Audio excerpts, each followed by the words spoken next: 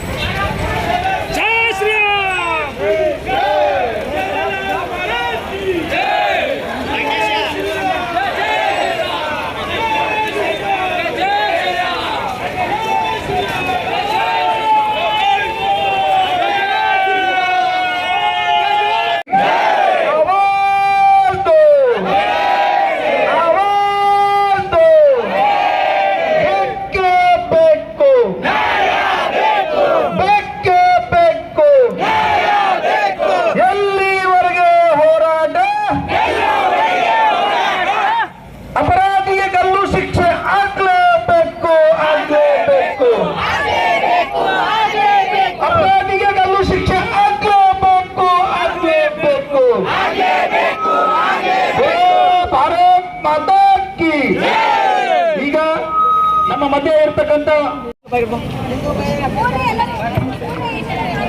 ಹಿಂದೂ ಮಹಿಳೆ ಅತ್ಯಾಚಾರ ಸಹಿಸಲ್ಲ, ಹಿಂದೂ ಮಹಿಳೆಗಳ ಮೇಲೆ ಅತ್ಯಾಚಾರ ಸಹಿಸಲ್ಲ, ಹಿಂದೂ ಹುಡುಗಿಯರ ಮೇಲೆ ಅತ್ಯಾಚಾರ ಸಹಿಸಲ್ಲ.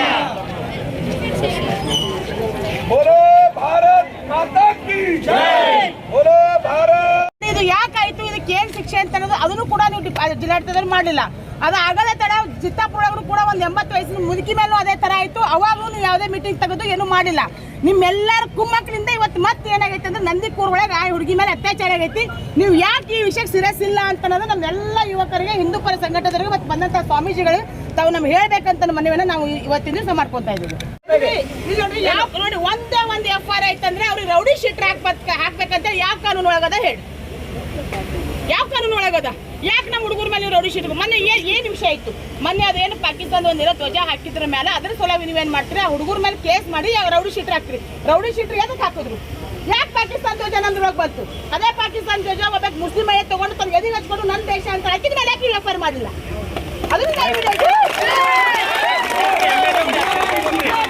ನಾವೇನಂತೇವೆ ಅಂತಂದ್ರೆ, ನೀವು ಈ ಒಂದು ವಿಷಯಕ್ಕೆ ನೋಡಿ, ರಾಜಕಾರಣಿಗಳು ಇವತ್ತು ಬರ್ತಾರ ಹೋಗ್ತಾರ. ನಾವು ರಾಜಕಾರಣಿಗಳನ್ನ ದುಡಿದು ನಾವು ನಿಜವಾಗ್ಲೂ ನಮ್ಗೆ ನಂದನು ಕೂಡ ಒಂದು ತಪ್ಪದ. ಪ್ರತಿಯೊಂದು ರಾಜಕಾರಣಿಗಳು ಅಂತ ಅವ್ರ ಮೇಲೆ ಡಿಪೆಂಡೆಂಟ್ ಆಗ್ತೇವೆ. ನಾವಿನ್ನು ಮುಂದೆ ರಾಜಕಾರಣಿಗಳು ನಾವೇನು ಕೇಳಲ್ಲ, ಇನ್ನೇನು ನಾವು ಆಫೀಸರ್ಸ್ಗಳಿಗೆ ಕೇಳ್ತೇವೆ. ಯಾಕಂದ್ರೆ ಕಾನೂನು ಪತ್ರ ಮತ್ತು ಪೆನ್ ನಿಮ್ಮ ಕೈಯಾಗದ. ನೀವು ಹೇಳಬೇಕು, ಅಟ್ಲೀಸ್ಟ್ ಒಂದು ತಿಂಗಳಿಗಾದ್ರೂ ಒಂದು ಹಿಂದೂ ಸಂಘಟನೆ ಎಲ್ಲ ಕರೆದು ಏನಾಗಿದೆ ಅಂತ ಏನಾದರೂ ಬೇಕಲ್ಲ. 3 ಪ್ರಕರಣ ಆದ್ರಿ ಈ ಸರ್ತಿ, ಮತ್ತೆ 3 ಪ್ರಕರಣ ಆದ್ರು.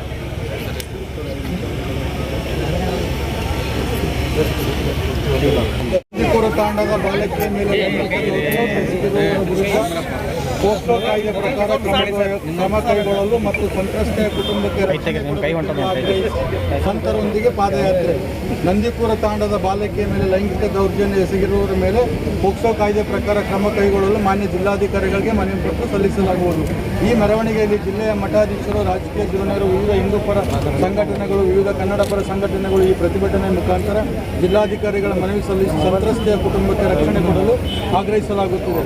ಹಾಗೂ ಲೈಂಗಿಕ ದೌರ್ಜನ್ಯ ಎಸಗಿರುವ ಲವ್ ಜಿಹಾದಿ ವಸೀಂ ಶೇಖ್ ಇವರ ತಂದೆ ತಾಯಿ ಹಾಗೂ ಬಂಧುಗಳು ದೌರ್ಜನ್ಯಕ್ಕೊಳಗಾಗಿರುವ ಬಾಲಕಿಯ ತಂದೆ ತಾಯಿಯವರಿಗೆ ಮಾನಸಿಕ ಹಾಗೂ ದೈಹಿಕ ಕಿರುಕುಳ ಮತ್ತು ಅವಾಚ್ಯ ಶಬ್ದಗಳಿಂದ ನಿಂದಿಸುತ್ತಿದ್ದಾರೆ. ಆದ್ದರಿಂದ ಇವರ ಮೇಲೆ ಸೂಕ್ತ ಕಾನೂನು ಕ್ರಮ ಕೈಗೊಳ್ಳುವಂತೆ ಆಗ್ರಹಿಸುತ್ತೇವೆ. ಧನ್ಯವಾದಗಳೊಂದಿಗೆ ಜಿಲ್ಲಾಧಿಕಾರಿಗಳಿಗೆ ಮನವಿ ಪತ್ರವನ್ನು ನೀಡಲಾಯಿತು. ಕಲಬುರಗಿಯಾಗ ಯಾರು ಎಲ್ಲ ಹೋದ್ರು ಮೇಲೆ ಬರಬೇಕಾಗ್ತದೆ.